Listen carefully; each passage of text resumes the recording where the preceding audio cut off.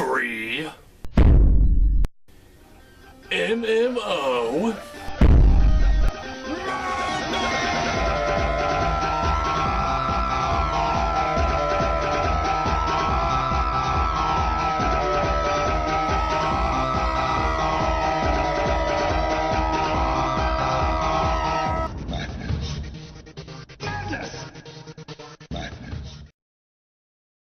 Much that once was is lost, for none now live who remember it.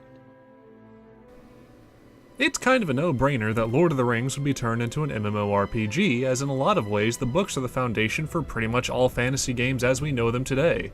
Take a look at the Fellowship. You have your tank, your range, your high charisma leader, your mage, and your escort NPCs that manage to screw everything up.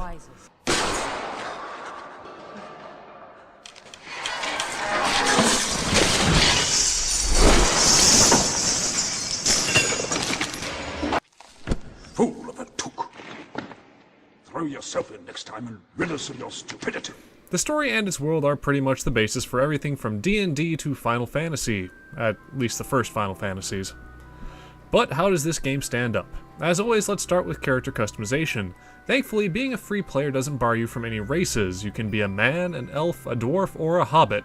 Some races are more apt at being certain classes, while others can be totally unable to do the same skill. For example, hobbits make great rogue characters, dwarves are mediocre, and elves can't be rogues at all.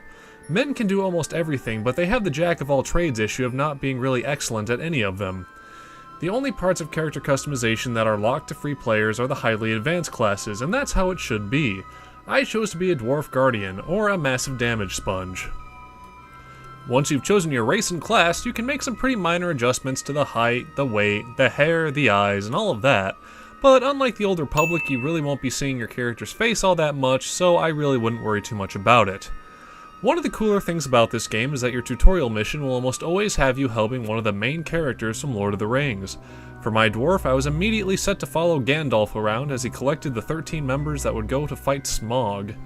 Where your character starts in the game is dependent on your race and what part of the world you choose for your character to hail from, such as Thorin's Hall. The actual game is fairly typical for an MMO. You're set in an open world with a load of people whose feet are apparently cemented to the ground, requiring them to charge you with their sometimes menial tasks. Usually there are three kinds of quests: your standard collect 20 boar scrotum missions, collection missions where you have to find certain plants or supplies scattered around the map, and what I call assassination missions, where you have to fight your way through loads of enemies to get to one guy that needs a killing. Similar to the Star Wars MMO, your character does have his own main storyline, which serves to push you to explore Middle-earth. It's a good thing it does this too, because if you didn't have a good reason to go to Bree from Thorin's Hall, you'd probably just say screw it. The Lord of the Rings world is huge, one of the top 5 biggest in all of video games, and that's something that really becomes apparent when you have to cross 2.5 maps to get to your destination. In a game like Fallout or Skyrim, this can be really enjoyable, as the world is deep, dark, and immersive, with all kinds of side quests you can find yourself on to ease the monotony. For me, however, I was going from fighting hardened dwarven thugs in Thorin's Hall to going through the Shire, where there weren't any quests at my level, and everything was boring as hell. I had to go on foot, because you buy horses in the Brelands. So I marched on, and on, through shadow and death. I passed beyond thought and time. Stars wheeled overhead, and each step was as long as a life age on the earth. But maybe that's a little overdramatic. I guess it makes sense in the context of the series, as the Shire is supposed to be a very peaceful place, but hey, just look at the riveting gossip going around town. Yep. For being a mythical fantasy world, the enemies you fight at the lower levels of Lord of the Rings Online are kind of lame. They're usually a variation of a wolf, bear, boar, and some flying thing, with maybe a goblin here or there. I can't really fault the game for it though, because again, it makes sense to fight wargs and urukai when you're at a higher level. It gives you something to look forward to.